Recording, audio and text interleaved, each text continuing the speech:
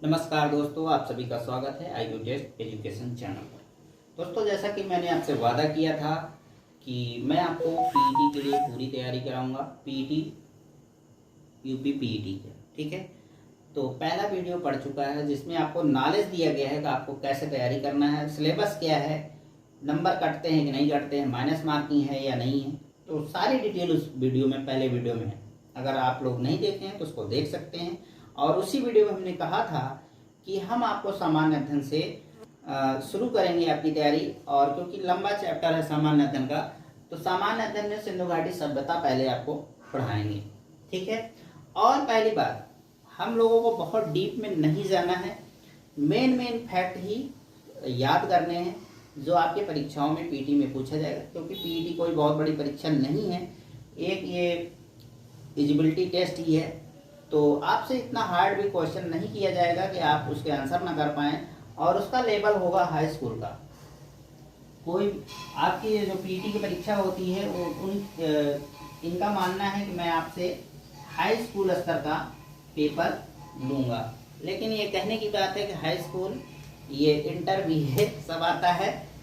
अगर सिंधु घाटी सभ्यता पूछा गया है तो आपसे कुछ भी पूछा जा सकता है, लेकिन आप लोग यही मान के चलिए कि मेन फैक्ट ही पूछा जाएगा। तो सबसे पहले बात करते हैं सिंधु घाटी सभ्यता का नाम कैसे पड़ा।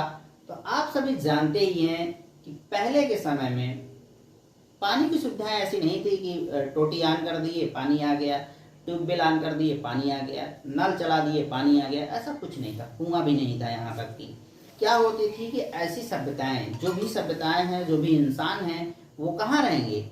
वो नदी के किनारे ही रहेंगे, या फिर जहाँ जल का स्रोत हो वहाँ रहेंगे। तो इसी प्रकार से ये सिंधु घाटी सभ्यता जो है, सिंधु नदी के किनारे ही फली फूली। और इसका नाम कैसे पड़ा? इसीलिए इसका नाम सिंधु घाटी सभ्यता पड़ गया, क्योंकि ये सिंधु नदी के किनारे ये सभ्यता थी, इसलिए इसका नाम सिंधु घाटी सभ्यता पड़ गया। अब बात करते हैं कि इसका खोज कैसे हुआ, कैसे लोगों को जानकारी हुई कि भाई सिंधु घाटी सभ्यता भी थी। तो 1826 ईस्वी में चार्ल्स मैसन नाम के अंग्रेज ने पाकिस्तान में, वर्तमान पाकिस्तान में, और उस समय का भारत था, तो वहाँ रेल लाइन बिछाई जा रही थी, लाहौर से कराची की भी थी। तो हुआ क्या कि पक्की ईंटों की जरूरत थी, बगल में टीला था। तो भाई अधिकारी साहब ने कह दिया कि जाओ उखाड़ लो, फालतू ईंट पड़े हैं। तो वहां से हजारों ईंटें निकल गई, और पक्की ईंटें नंबर 1 की ईंटें थी। तो हुआ क्या कि उनको थोड़ा शक हुआ कि यार कुछ है क्या, यहाँ कुछ लगता है कि कोई ऐसी चीजें नहीं। तो उन्होंने अपने अधिकारियों को संदेश दिया इस बारे में। तो अधिकारी लोग तुरंत कहे भाई वहां से ईंट मत निकालिए। फिर 1861 में अलेक्जेंडर कनिंघम नाम के अंग्रेज और पुरातत्ववेत्ता भी थे, तो इनको जो है ये जिम्मेदारी मिली और इन्होंने सर्वेक्षण किया, ठीक है। 1856 में इन्होंने सर्वेक्षण किया, मतलब 30 साल बाद। क्योंकि चार्ल्स मैसन जो है 1826 में ही इसका सभ्यता के खोजे थे, ठीक है। मैसन ने पहली बार इस पुरानी सभ्यता को खोजा था, ठीक है। फिर हुआ क्या कि 1856 में अलेक्जेंडर कनिंघम ने इसका सर्वेक्षण किया, और इसी बीच एक बहुत महत्वपूर्ण घटना होती है 1861 में जो है भारतीय पुरातत्व सर्वेक्षण विभाग का स्थापना कराया गया, ठीक है। और इसके मुखिया कौन थे? तो अलेक्जेंडर कनिंघम थे, और ये आपके पेपर में खूब आता है, ठीक है। फिर हुआ क्या कि जब ये भारतीय पुरातत्व विभाग बन गया, तो 1921 ईस्वी में, कब? 1921 ईस्वी में दयाराम साहनी, ठीक है, दयाराम साहनी ने हड़प्पा नामक स्थान की खुदाई कराई। क्योंकि वहां भी पता था कि हाँ यहाँ कुछ पुरातत्व से संबंधित चीजें हैं, तो उन्होंने खुदाई कराई। और हड़प्पा, बाद में वही स्थान जो है उसको हड़प्पा सभ्यता कहा गया। और 1922 ईस्वी में राखाल दास बनर्जी जी ने क्या किया, तो मोहनजोदड़ो की खुदाई कराई। तो मोहनजोदड़ो का नाम राखालदास बनर्जी जी से जुड़ता है और हड़प्पा सभ्यता का नाम दयाराम साहनी जी से जुड़ता है। तो ये थे मोटे मोटे पॉइंट जो आपको पता होना चाहिए और आपके पेपर से लगभग यही सब चीज़ें आती भी हैं। और अगर आप थोड़ा और डीप में जाएं तो सिंधु घाटी सभ्यता से संबंधित करीब 1400 स्थलों को चिन्हित किया गया है, जिनमें से 925 स्थल भारत में ही हैं। ठीक है। और अभी हाल ही में 2014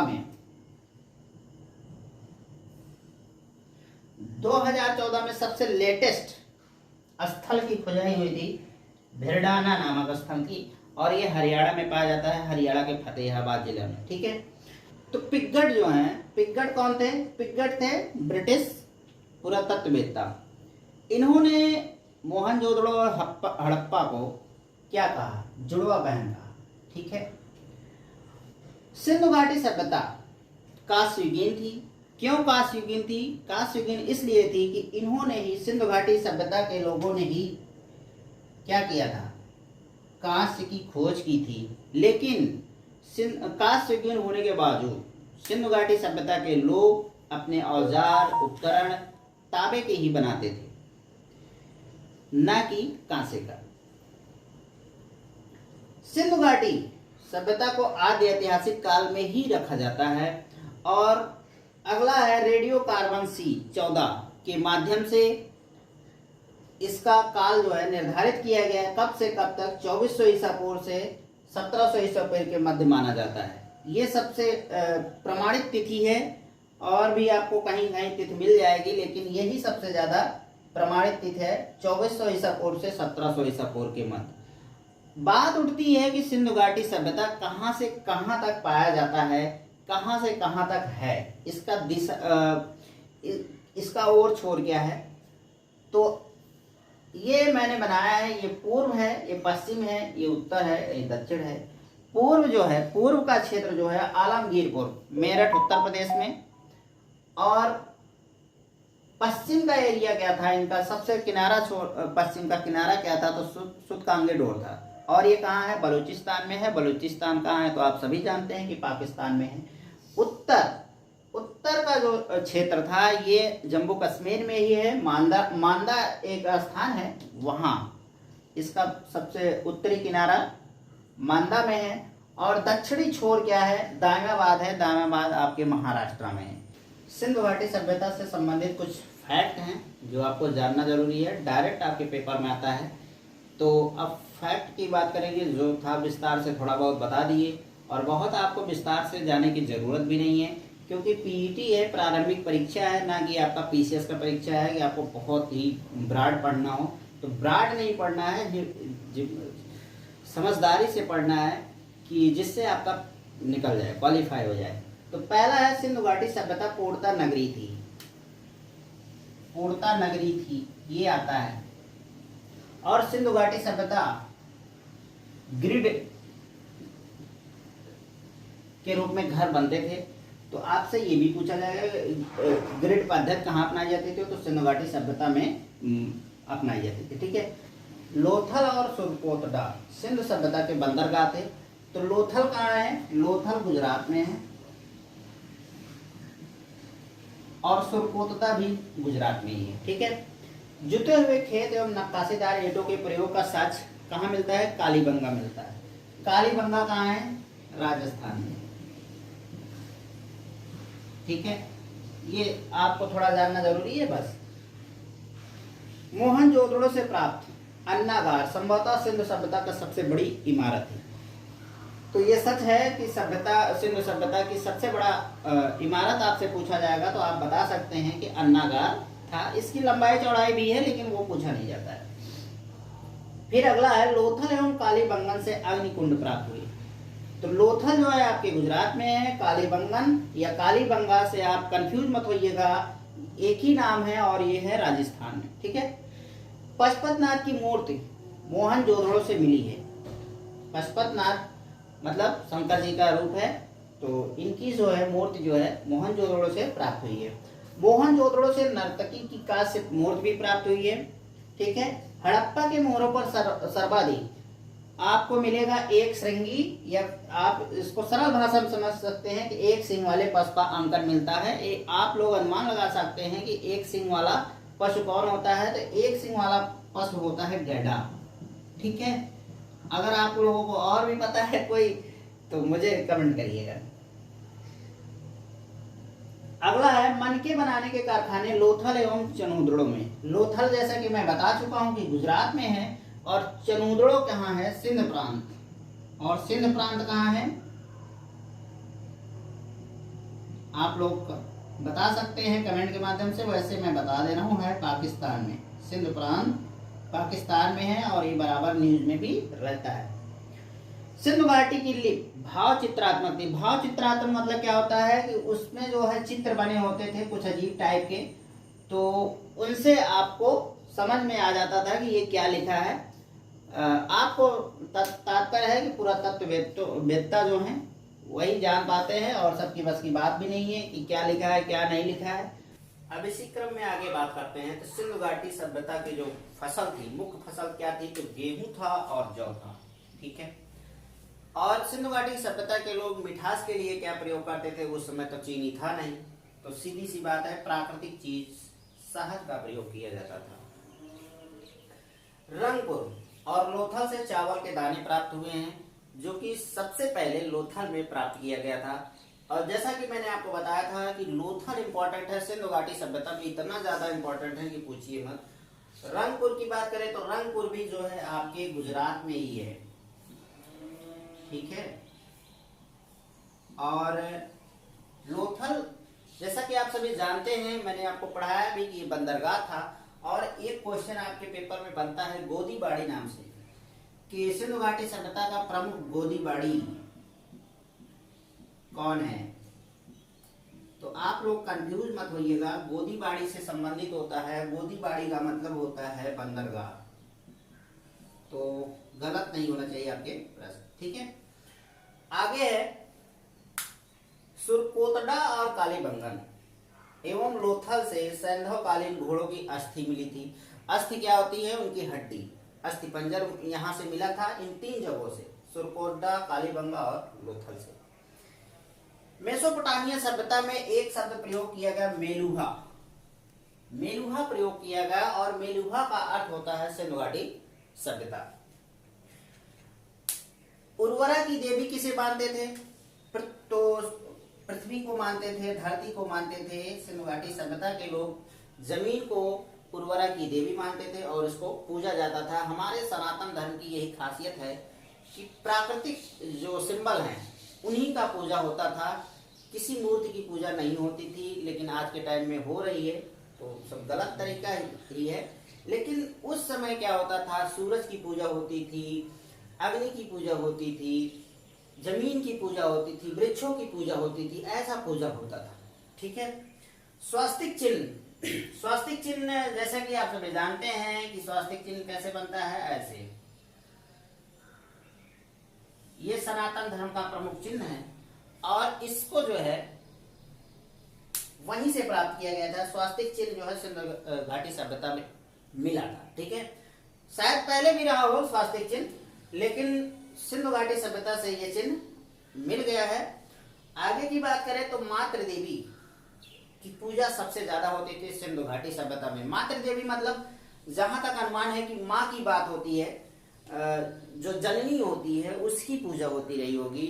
लोग अपनी माँ की पूजा करते रहे होंगे। आज की तरह नहीं है कि ज्यादातर लोग माँ बाप को मार के भगा देते हैं घर से, या फिर उनकी बातें नहीं सुनते हैं। तो ऐसा नहीं रहा होगा, उस समय माँ को बहुत ज्यादा सम्मान दिया जाता रहा होगा। तो ये सारे फैक्टर हैं, छोटे छोटे फैक्ट हैं जो आपकी परीक्षा में डायरेक्ट पूछे जाते हैं। इनको आप लोग तैयार करिए। पशुओं में कौन सा पशु ज्यादा प्रमुख था सिंधु घाटी में, तो कुबड़ वाला पशु, या जो सांड होता था, जिस सांड के ज्यादा बड़े कुबड़ निकले होते हैं वही पूजनीय थे। विशेष रूप से पूजा किया जाता था इनका, ये खासियत थी। और सिंधु घाटी सभ्यता के लोग जो है सूती वस्त्र के जानकार थे, उनके भी जानकार थे। ये विकसित थे, सूती कपड़े पहनते थे और ऊनी वस्त्रों का, ऊनी वस्त्र क्या वही रहता होगा, स्वेटर वेटर, तो वे पहनते थे। और ये मनोरंजन के लिए क्या करते थे। आज के टाइम जैसे है नेट है, क्रिकेट है, फुटबॉल है, हॉकी है, ये सब है, टीवी है, मोबाइल है, मनोरंजन के साधन है। लेकिन उस समय क्या था, उस समय ये मीडिया नहीं थी, वहाँ शायद इलेक्ट्रॉनिक गैजेट भी नहीं थे, उस समय बिजली की व्यवस्था नहीं थी। तो सीधी सी बात है, ये लोग प्राकृतिक चीजों पर अपना मनोरंजन करते थे। प्राकृतिक चीज क्या थी, मछली पकड़ना, तालाब में कूद जाते रहे होंगे, मछली पकड़ते रहे। मछली पकड़ने में बहुत मजा आता है वाकई में, मैं पकड़ा हूँ, मुझे पता है। शिकार करना, जीव जंतुओं का शिकार करते थे।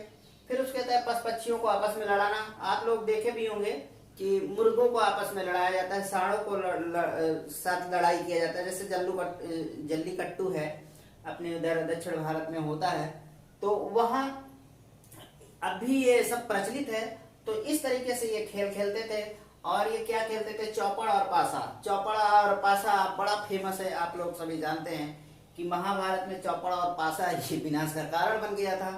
तो ये सारे प्राकृतिक खेल थे जिसको वो लोग खेलते थे। आगे बात आती है पर्दा प्रथा और वेश्यावृत्ति। तो जहां इंसान है वहां पर्दा प्रथा, वेश्यावृत्ति, ये सब आम बातें हैं। ये सब होती रही होंगी और होती भी है, आज भी होता है, बहुत पहले भी होता था, आगे भी होता रहेगा। शवों को जलाने और गाड़ने दोनों की प्रथा थी। जैसे आज के वर्तमान टाइम में हम लोग क्या करते हैं, शव को या तो गाड़ देते हैं, या तो नदी में प्रवाहित कर देते हैं, या तो शमशान घाट पर ले जाते हैं, वहां जलाते हैं। तो ये दो तीन विधियां हैं, अपने यहाँ भी वही पहले भी थी। आग में पकी हुई मिट्टी को टेराकोटा कहा जाता था। तो टेराकोटा, पहले जो आग में पकी हुई मिट्टी ईंट होती थी उनको टेराकोटा कहते थे। अगर हम लोग देखें तो आज भी तो टेराकोटा ही प्रयोग हो रही है ईंटें, क्योंकि सब कहाँ से आते हैं, आग से ही पकी तो आती हैं, कोई अलग से तो तरीका है नहीं पकाने का। ये मिट्टी वाले ईंट के, तो इनको भी आज चिमनियों में पकाया जा रहा है। पहले ढेर और लगा के पकाया जाता रहा होगा, क्या पता उस समय भी चिमनी रही हो। तो ये बातें हैं। सिंधु घाटी सभ्यता का विनाश कैसे हो गया, ये बहुत ही इंपॉर्टेंट प्रश्न है कि सिंधु घाटी सभ्यता विनाश कैसे हो, किसी भी सभ्यता का विनाश कैसे हो सकता है। तो सबसे बड़ा कारण है चूंकि वहां कई नदियां बहती थी और 7 प्रमुख नदियां बहती थी सिंधु घाटी सभ्यता में, क्योंकि सिंधु के जो आसपास की नदियां थी वो भी थी। तो शायद पूरी संभावना है कि वहां बाढ़ आ गई हो, सब डूब गए हों, या कुछ जो बचे रहे हों किसी तरह जान बचा के भागे हों। तो सबसे बड़ा कारण बाढ़ हो सकता है, और ये एथेंटिक भी है। और मेरे नजरिए से ये भी हो सकता है भाई आग लग गया हो, या कोई भयंकर कोई बीमारी आ गई हो, जैसे आज कोरोना आ गया है, लोगों को बराबर मार रहा है। तो क्या पता ऐसा कुछ रहा हो, प्लेग रहा हो और कुछ रहा हो, तो ये हो सकता है। तो दोस्तों ये था आपका सिंधु घाटी सभ्यता से टॉपिक, और ये पूरा का पूरा मैंने समाप्त कर दिया है। इसमें जो है आपको लगभग, अगर इससे क्वेश्चन पूछे जाते हैं तो लगभग आपको क्वेश्चन मिल जाएंगे। ठीक है, आप लोगों को तैयार बस करना है। क्या करना है, इसका एक छोटा सा नोट्स बनाइए और 20-20 में देखते रहिए, बस और कुछ नहीं करना है। एक बार आप पढ़ लिए हैं वीडियो, एक बार जो है आप इसको लिख लीजिए, वीडियो को पास कर करके रोक के, और फिर उसके बाद क्या करिए कि इसको 20-20 में देखते भी रहिए। अगर देखते नहीं है, पढ़ते नहीं है, रिवीजन नहीं करते हैं, तो कितनी भी अच्छी किताब हो, कितना भी अच्छा टीचर हो, पढ़ाना और पढ़ना दोनों व्यर्थ हो जाता है अगर आप पढ़ नहीं रहे। अब इसके बाद मैं आपसे इसी टॉपिक से जितना बताया गया हूँ, कुछ करीब 10 क्वेश्चन मैं आपको देता हूँ, आपको होमवर्क के रूप में। आप लोगों को ऑप्शन नहीं मिलेगा, सिर्फ क्वेश्चन मिलेंगे, और वो 10 के 10 क्वेश्चन आपको कमेंट बॉक्स में आंसर करने हैं। अगर आप कर पाते हैं तो जान लीजिए आपने वीडियो अच्छे से देखा है और अच्छे से तैयारी भी किया है, और आप पीईटी पास करने की क्षमता भी रखते हैं। तो देखते हैं कि कितने लोग कमेंट करते हैं और सही कमेंट करते हैं। तो चलिए क्वेश्चन पर चलते हैं। तो आप लोगों के सामने ये 10 प्रश्न हैं, आप लोगों को इनके उत्तर देने हैं, ऑप्शन नहीं है। अगर आपने वीडियो को सही से फॉलो किया है, देखा है, तो आप इसका आंसर आसानी से कर पाएंगे। और कमेंट बॉक्स में आपको अपने आंसर करने हैं, सही झूठ मत बोलिएगा। जो भी आपके सही ऑप्शन है कमेंट बॉक्स में सीरियल वाइज आप इसके आंसर कर सकते हैं। पहला क्वेश्चन है, हड़प्पा सभ्यता की खोज किसने की थी? दूसरा है, भारतीय पुरातत्व सर्वेक्षण विभाग की स्थापना कब हुई थी? सिंधु घाटी सभ्यता का प्रमुख बंदरगाह का नाम बताइए। चौथा क्वेश्चन है मातृसत्तात्मक सभ्यता का नाम बताइए। कुबड़वाला सांड किस सभ्यता में पूजनीय था। मोहनजोदड़ो का उत्खनन कौन कराया था। हड़प्पा एवं मोहनजोदड़ो जुड़वा राजधानी या बहनें हैं, किसने कहा था। आठवां क्वेश्चन है मेसोपोटामिया सभ्यता में मेलुहा शब्द का क्या तात्पर्य है। नौवां है स्वास्तिक चिन्ह किस सभ्यता की देन है। 10वां क्वेश्चन है घरों के विन्यास के लिए सैंधव सभ्यता में किस पद्धति को अपनाया गया था। तो ये 10 क्वेश्चन हैं, आपको इसके कमेंट आंसर करने हैं कमेंट बॉक्स में। तो ये टॉपिक इस प्रकार से सिंधु घाटी सभ्यता की जो टॉपिक थी, पहला टॉपिक आपका पीटी के अंतर्गत समाप्त कर दिया है हमने, ठीक है। सिंधु घाटी सभ्यता आपका समाप्त हो गया है। ज्यादातर क्वेश्चन ऐसे ही आते हैं, फैक्ट में आते हैं, बहुत हार्ड क्वेश्चन नहीं आता है। अगर आप, मुझे पूरा विश्वास है, अगर आप इस वीडियो को फॉलो कर लेते हैं तो आप अच्छे से अपना पेपर कर पाएंगे। और नेक्स्ट टॉपिक होगा नंबर 2 वैदिक काल।